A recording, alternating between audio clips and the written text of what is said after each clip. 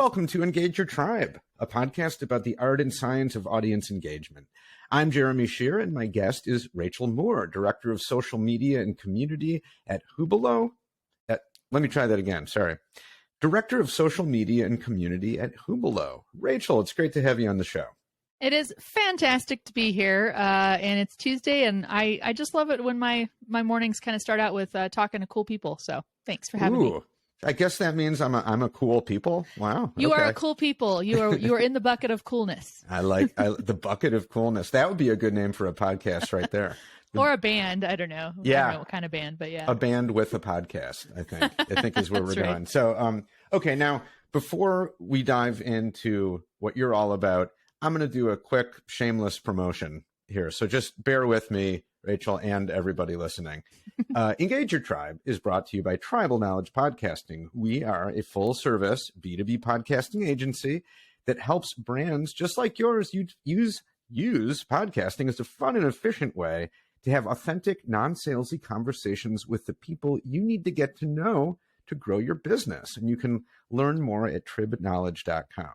And I just want to say for anyone listening, as I was reading that, Rachel was sort of nodding along, saying, that's right. That's true. Everything I just said is 100% true. I was trying to give you that visual confirmation that, yeah, you're right on point. That's good. I need it. I need all the support I can get. Okay. So back to you. Tell us about your background in marketing and about the company. So I love that you asked this question. I always ask people their origin story in marketing. Like, how did you, because usually people have really interesting, I was in engineering and then decided to switch over to marketing. Yeah. And so mine was, I was in office administration for a good part of my career. And I was working at a aeromedical emergency ambulance service. I was, again, office admin, not medical. So that was my jam. But we had no budget, and they were like, hey, we need to figure out ways to raise awareness of us in the EMS, the emergency medical services community, so they'd know, hey, someone's in trouble, let's call this ambulance company. And Facebook pages were a thing, or just becoming a thing. And I'd also done some graphic design. I dabbled in that kind of thing, and I loved writing. So I was already kind of skewing toward marketing, but I said, hey, should we start a Facebook page? It's free, which was so naive of me, because nowadays you look at a Facebook page and managing one, and it's not free. Right. But back then that was. So I started a Facebook page and a Twitter account, and I swear, and that was kind of where I realized, in addition to the other things I was doing, I really liked marketing. Beyond office administration. And there's tons of office administrators out there who know marketing, and because by virtue of what they do, they have to. But so that was back in, 2008, I think. And so I've been in marketing since then. Social media has been a high focus for me, but I love all things digital marketing. But anything that kind of skews in that, I just love communicating to people to compel them to do something, and all the emotion that goes along with that. And then the metrics. I mean, it's just this really interesting, I always call it the trifecta of communication, creativity, and technology. And all three things I love. And I actually came on board at Hubelo back in May of 2021, which is almost a year ago now. It's just hard to believe how time flew. But I got brought on by my vice president of corporate marketing, Liesl Perez. I'd worked with her at a prior company, and we kept in touch. And she's like, oh my gosh, we're doing really cool things here, and I need an amazing marketer. Do you want to come over? I said, why, yes. So that's where I am today, and it's a ride, and I love it, and doing all the things I love, including talking to you, sir. Oh, awesome! I like that. Why, yes. That's like a little Southern, yes. like a Scarlett O'Hara kind of yes. And I'm allowed to say y'all. I'm allowed to do that because I lived in Georgia for about 4 or 5 years. Oh, there you go. Growing up, so I can pull the Scarlett, the Scarlett. Yeah, so it's authentic, right? Yeah, I like that. Okay, so now beyond all the other cool stuff you do in the bucket of coolness and awesomeness at Hubelo, one of the coolest things you do is you host a weekly live stream. Yes. And it's pretty successful. It gets around 4,000 views every week. That's that seems like a big number to me anyway. Let's say you're starting out. What are the key steps in planning it, like from the ground up?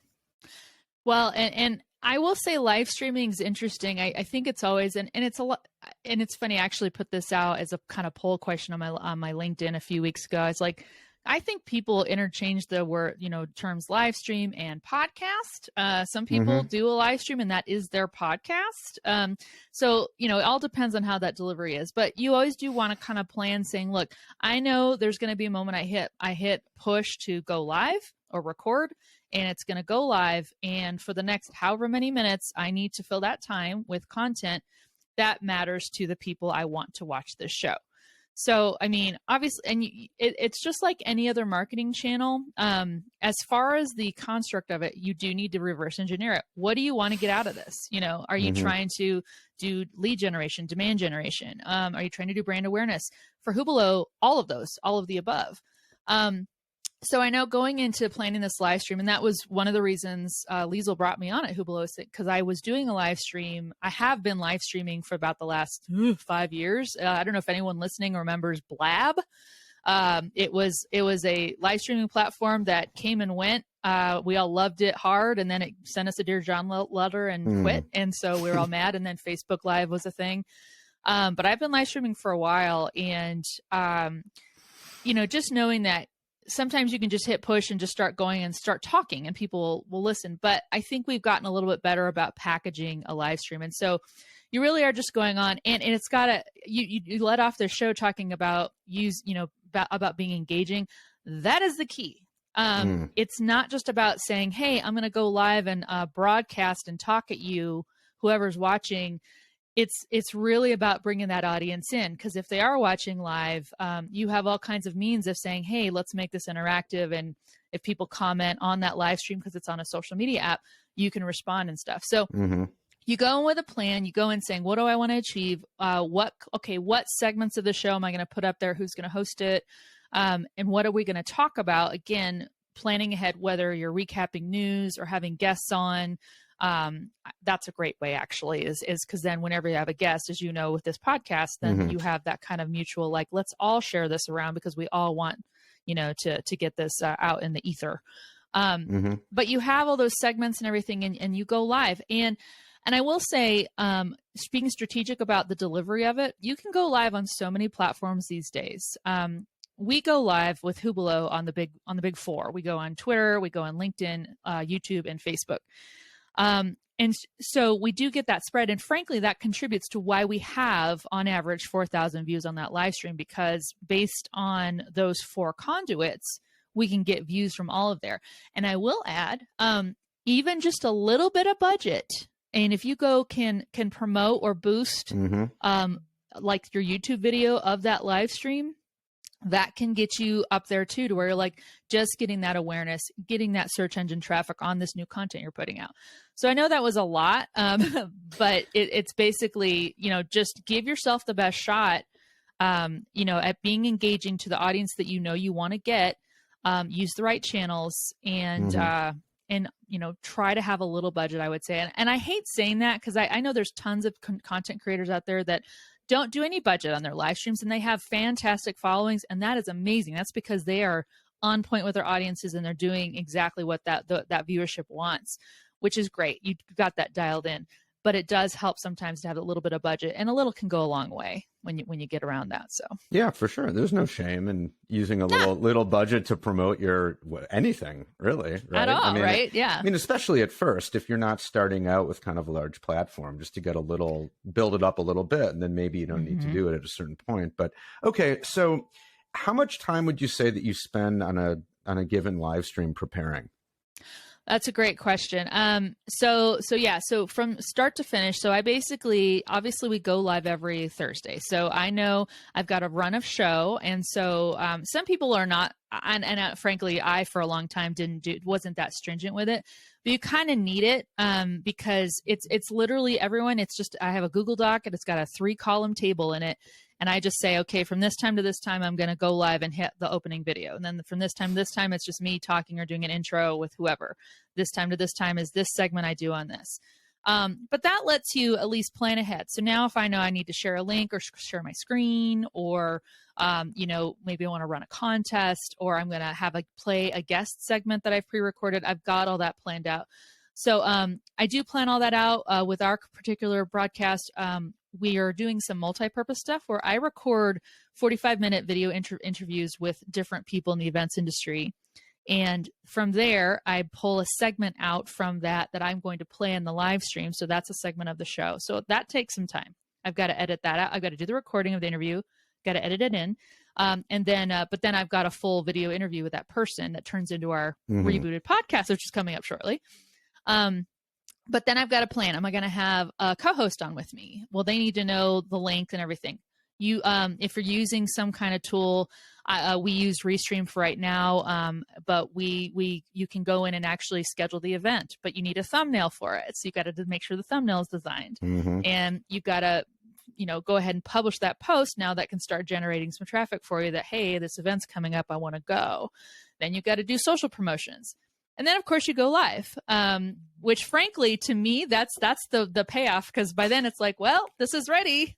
Let's go live and have some fun. And that is when the payoff is, because especially as you do get more viewers and people are used to seeing you at the same time every time, and what they're going to see, it's just really fun. But it's a lot of work. I would say for anyone doing a live stream, if you're doing, say, like a 30-minute live stream, you're going to probably plan about 2 hours.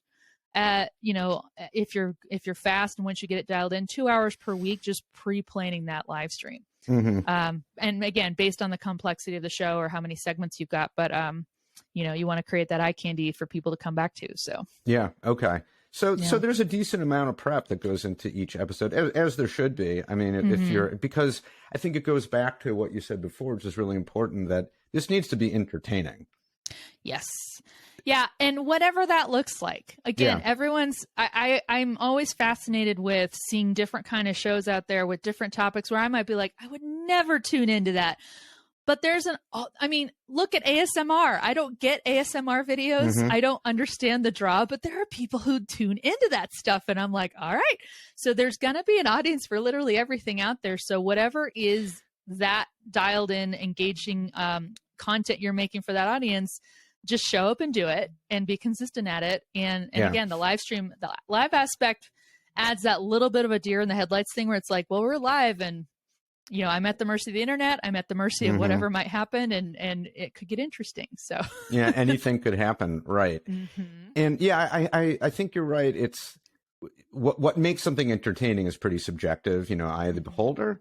And I'm sure there are plenty of examples of live streams or other kinds of content where the creators don't really plan much at all. They just get on there and do whatever they do, and it's very entertaining for their audience. But I suspect that that's the exception to the rule. And at least in my experience, a lot of what it means to be entertaining is actually having a plan for making it entertaining based on what you know about your audience. And that doesn't necessarily have to mean like doing a song and dance or being funny or like being way over the top.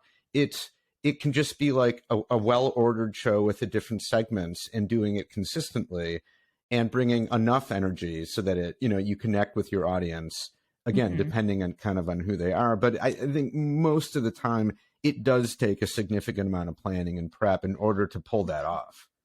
Well, and to your point, you always want to test stuff out. If you're trying something and give it a chance, I would say that you always need to give a certain layout or format a chance and let people get used to it and let it have a chance to kind of breathe and see if it fills the air in the room. If it doesn't, if you're just like, okay, nobody's interested in this, well, then you can pivot. They're like, well, let me change up the order of the show. Let me change some segments out. Let me try some new ideas, or even try it on different channels, or try new hosts, like you just said. I mean, maybe a different energy needs to be there. So it's honestly, and I'll say this too, I find it's pretty rare where someone's just going to go on a live stream just because, well, I can and I have nothing else. You're just going to sit there and hear me talk.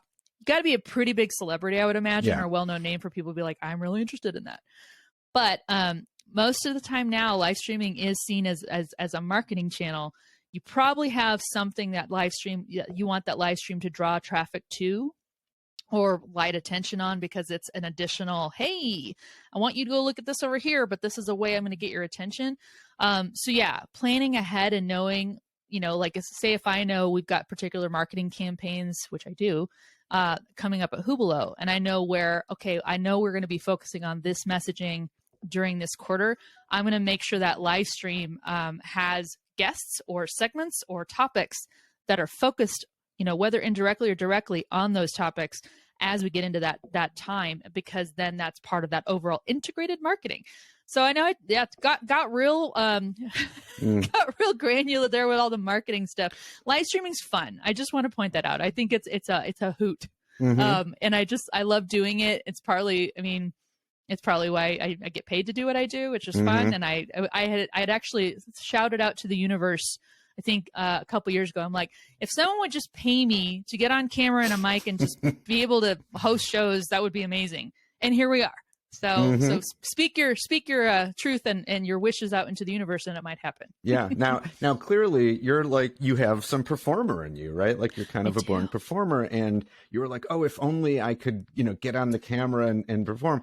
And that's coming through loud and clear here for sure. For some people, obviously, that would be the last thing they'd ever want to do, right? I think one of the biggest fears just generally amongst humans is public speaking. And a lot of people would not want to do that at all. So clearly, part of the equation here is finding the right person to be the host, right? So if you weren't the host and you were looking for someone to host, hey, you're the host. You are the host. But let's just say in an alternate universe, right? For some reason, you were promoted and you didn't have time to be the host because you were so busy with very important matters, and you had to find someone to step in for you. What kind of characteristics would you be looking for? I love this question. I think all of us can, and I do this too, and I always work on it. We can all fall into the bucket of like, I only want to hire someone or see someone who's just like me. And that can be a very silly area to get into, because as we said, I don't sometimes get what is entertaining or compelling to other people who aren't me, but it's really cool to see when that happens. You're like, okay, well, now I know. So there are just some basics. You do not have to be an extrovert, I would say. And even if you're really uncomfortable being on a live camera, particularly, which I think is pretty substantially different than just being on recorded, live is just, again, has its own animal. You don't have to be an extrovert. I think you need to be real. And you just need to be able to come on and say, look, this is a real me. You're getting my personality. And we're going to go through this content, this live stream, whatever it is. People will turn off from anyone who seems fake or put on, or just a little too I'm just too polished here. I tend to gravitate, and I think most people do, to someone who's human. Because even like we said, when the unexpected happens, your cat just decides to jump up on your face or something during a live stream, or, everybody's like, I can relate. That was, oh my God. And then watching that person deal with it, that's part of the draw, because you're like, I totally feel that. So I think just being someone who's real, you do have to have some tech savvy, especially if you're producing it yourself. And there are, again, amazing tools out there to be able to go live and make it look pretty produced. I mentioned Restream earlier, and there's tools like that. But some tech savvy to be able to click, at least if you can, usually I tell people, if you can navigate and host a Zoom meeting, you can probably do a live stream. So that, and then I would say, just getting comfortable, and this takes some time, getting comfortable imagining that your universe is sitting in that little lens I'm looking at right there. I always see people where it's really easy to say, well, I'm not looking at the camera, I'm looking at me. Because right now I'm looking at my monitor with you right now. I'm not looking at you. And that's not cool. You need to be looking in the camera at people. So again, don't have to be an extrovert, but you do need to be a real person.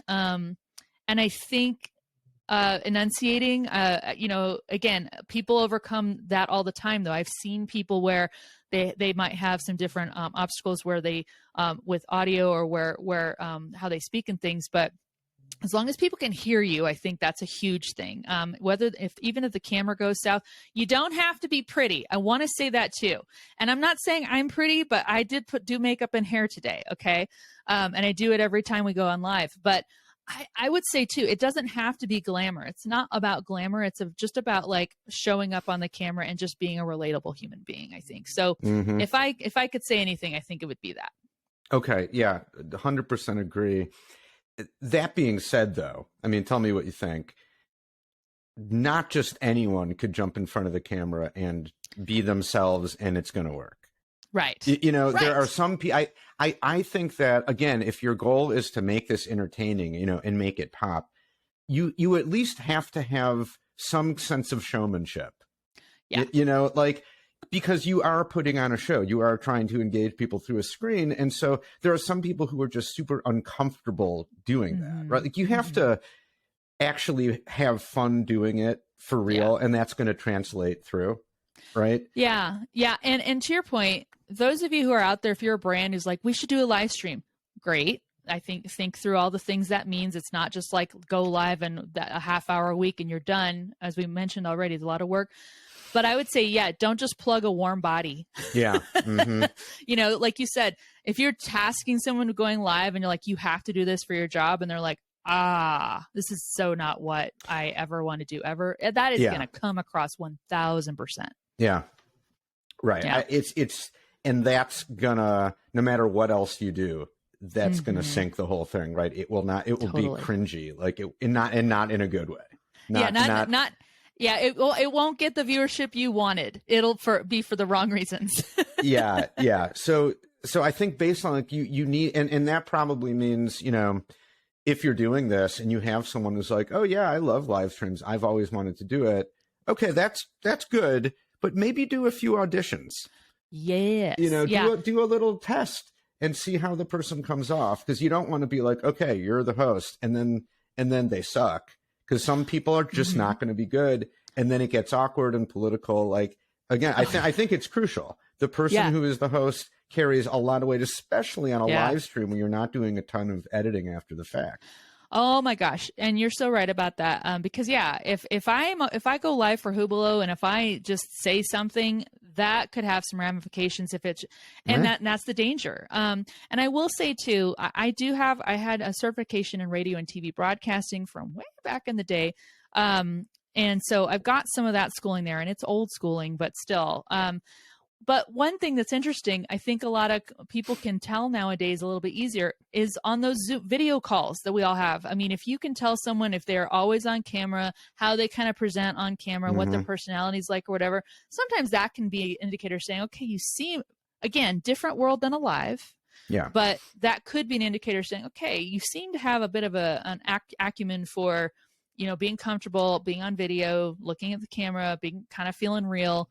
And so, to that point, if you are kind of trying to figure out who could host this live stream, those can be some good indicators as well. But you pretty much want someone you can trust in the communications area, where they're not going to just all of a sudden say, you don't want them to quit on the live stream. Right. Basically. Right. Although that would be kind of spectacular if someone just quits during the live stream and makes a big show of it. From a social media standpoint, I live for watching those awkwardness where it's like, wow, and they just, that is their adios, and they're out of here, and they went out in glorified fashion. Right, totally. So, you mentioned before, it can be useful to have guests, right? Yes. And I think that's another important point, that and again, you might be a host that's really good and comfortable at just filling up the time and monologuing and being the whole, the sole voice. I listen to a bunch of podcasts where that's the case. It's just that's right. The host, and they just go off. But I can't imagine doing that. I've been hosting podcasts for a long time, but I've never done a just me, because I know I'd be bad at it. Right. So bringing on guests, you can let the guests do so much work for you, right? Like right now, we're just having a conversation, and I like having conversations. I like doing more listening than talking, although I am talking a lot right now. I've been blabbing on and on, but you know what I mean? Like, that exchange, that back and forth, I find really stimulating, where if it was going to be me, I'd probably have to script it out and practice. Right. But I guess it depends on the host. But I just think another tip for people out there considering doing this, considering bringing on guests, they can do a lot of the heavy lifting for you. Well, perfect example too. So we actually, through 2021, I was the solo host on the live stream, and I can make that work. And it was funny because one of the episodes we did, I was supposed to have our director of customer success be our guest during the live stream. Well, a few minutes before we're going live, he's like, I'm so sorry, Rachel, but guess what? One of our clients needs help and it needs me. And so he's like, I'm going to have to go take care of that. And it actually made out for one of our best engaging shows because I showed up on camera and I had to say, so everyone, today was going to be about when seconds count, when you need support right away. I'm like, and true to fashion, my guest who was going to talk about that, because that's what he does at Hublot, he's doing that right now. And so he can't be on the show. So I turned it into, and again, this was very much helped by the fact that, with tools like Restream or other third-party encoders or live streaming tools you can show the comments, show people's chat comments on the screen. So even if they're not on screen with you, they kind of are part of the show. So I turned that whole show into well, you're my people, you're my guest today. So let's see those comments. And it turned into one of our most engaging live streams because people were like, I'm just going to talk to Rachel as, in the comments as she's saying stuff. And then now she's showing my stuff online because then now people can see the picture and who they are and what they said. But yeah, so this year, what we're doing at Hublot is we do have a lot of goals we're trying to accomplish this year. We're in a hyper growth, accomplishing so much. And so one thing I wanted to do too is to say, I want to have some other voices on this show and not just the guests. So what I'm doing is we're going to do co-hosts, and we're basically having a co-host for whatever week of the month. So for instance, this Thursday is going to be my co-host, Nikki Cutler. She's a colleague who works on our talent acquisition team. She's fabulous. But she's going to be my co-host for First Thursdays. And so, and then I'll have a new co-host for the second Thursdays and third Thursdays and things like that. And all of them have some way that they tie into what we're trying to accomplish at Hublot. So, and they're also happen to be awesome personalities and voices. So they're very smart. But to your point, one other aspect of having a co-host or guests is you're giving your audience a different personality to maybe relate with. Because as you know, I feel like, and I always look back at this, I always feel like I usually can make people smile or laugh. And it's one of my ways I enjoy life is like, I want to bring some levity. I have met and even worked with people where they just don't emote. They don't emote the way I usually can get people to. And it has thrown me off so hard. But then I remember, I'm like, I'm not for everyone, and that's okay. So it's cool if you get that other person on the screen or on the podcast with you. Your audience may be for that person and not necessarily for you. You're just expanding your engagement. You're expanding your audience. You're expanding how you're relating with that audience by having that other voice. Even if they're like contentious, it could make it really interesting. Yeah, absolutely.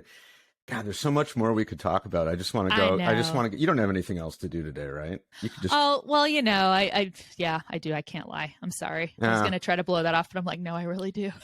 Okay, so we'll just go on for maybe another couple hours. Okay, no problem. I won't need to get water or anything. I'm a machine. Very good. No water, right? No bathroom water. Breaks. No water. It's a marathon podcast. So I'm just gonna, in real life, I'm just gonna ask you. We're gonna finish up with a couple of kind of quick questions here that have nothing to do with what we were just talking about. Okay. So number one, what's your main focus in Q1? Oh, great question. So as we get into Q1, well, I'll tell you this, and this is teasing out, and I bet by the time this publishes, we will be in full swing with this. Hublot is planning our huge flagship event for the first half of this year on March 30th.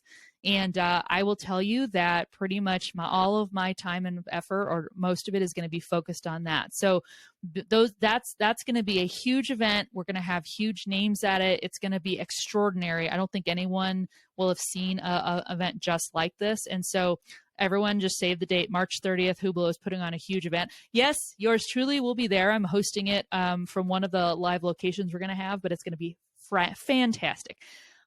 Additionally, we are starting to appear at more in-person events. So the world slowly kind of opening up a bit. And Hublot is going to be at a lot of those. So I've got my passport ready, and nice. I'm going to be doing some traveling and doing some remote social and live streaming from the events we're at. But I'm looking to meet people. That's one thing I love about working in the events industry is I am meeting the most fabulous people. Seriously, I have yet to meet anyone who's not just an amazing human being.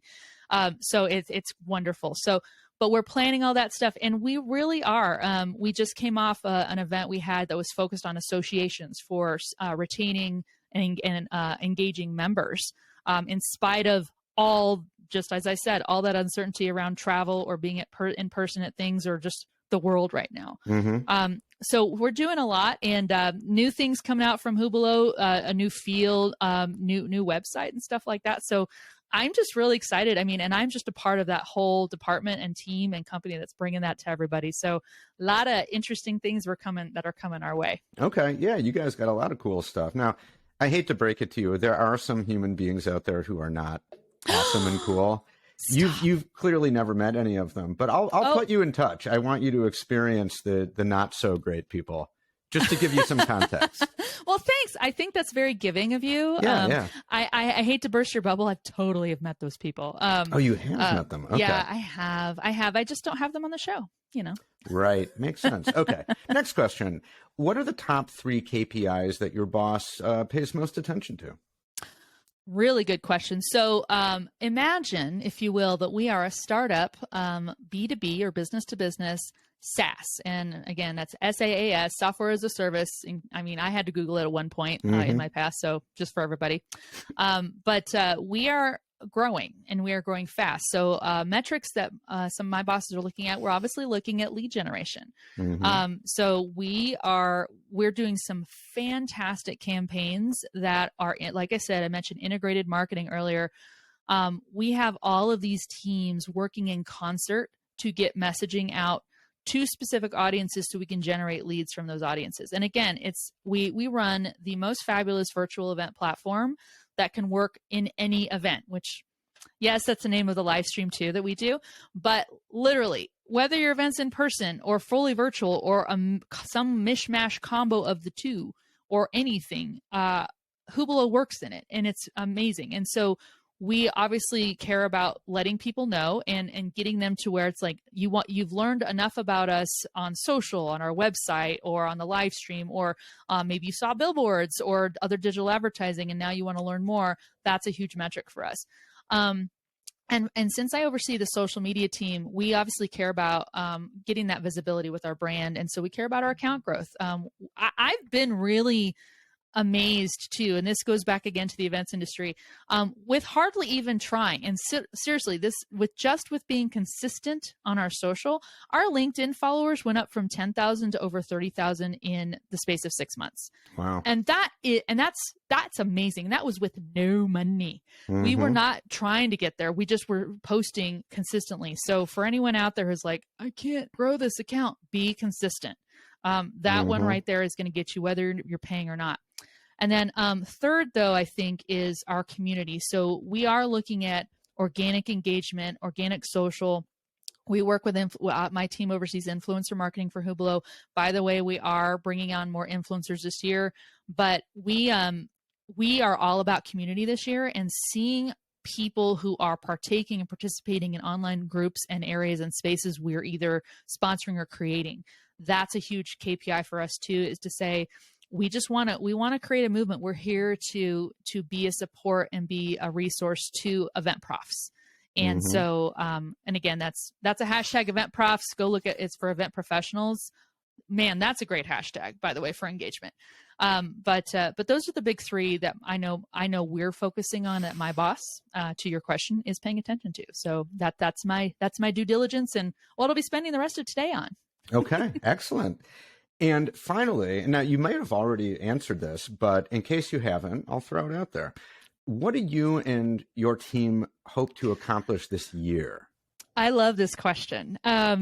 So I'm all about, yes, I want to grow our online communities on social and everything. I am excited and hope to accomplish that Hublot, through social, through our online communities, through our shows, the live stream and the podcast and stuff, that we become just this juggernaut of people saying, I feel like I belong at Hublot. I feel like they welcome me in, that they are a refuge and a place I can go to learn, to just hang out with cool people, to hear stuff that is timely and that I need. I want our team and my team specifically to help Hublot become that. I'm so excited about some of the online communities, things we're going to be doing. We just had a National Day at Work party. It was a DJ party we did in Hublot, where for an hour we all put in music requests and he spun, and it was amazing. That is just the tip of the iceberg. We're planning so much stuff more where it's like whatever you might need, whether it's a DJ party or you need a yoga class or you want to do a book club or you want to just get in and talk about your favorite Netflix show, we want to provide a space for that, because all of that ties back to getting together and connecting as humans. And that's what Hublot is all about. So that's what I'm excited about. I think by the end of this year, everyone's gonna be like, are you hanging out at Hublot? I am. Why aren't you? And everybody come hang out with us, because we're going to have all the spaces for people to do that. Okay. Wow. Hublot does, I got to say, it sounds pretty awesome. Can I come work at Hublot? We are hiring, I should mention. Hublot.com/careers. Go forth. Check it out. Like I said, hypergrowth. Hyper. Hypergrowth. Okay. Wow. Well, okay. So now the live stream, where can people watch it? Absolutely. So I think the best way to find us, I live and die by the hashtag, everyone. So if you go look up the hashtag Hublove, so it's basically Hublot, HUBILOVE. Clever. So it's kind of double entendre. So you Hublove life, I have much love for Hublove, but you also, it's HublotVE for virtual events. So if you go look up that hashtag on any of the mainstream platforms, we're also on TikTok, by the way. But our live stream is on LinkedIn, Twitter, Facebook, and YouTube. So if you go look up that hashtag on any of those, you're going to find us. Now our handles are Hublot on Facebook, YouTube, and LinkedIn. And on Twitter, it's Hublot Connect. So if you go find us there, again, we're every week, every Thursday at 8 a.m. Pacific, 11 a.m. Eastern. And that's when we go live. It's about a 20 to 30-minute show. And that's where you can see us on live stream. I hope to see you there. And if you do show up and say, I was here for the podcast, I will show your comment on the screen, and it'll be amazing. Oh, wow. Awesome. And the live stream is called In Any Event?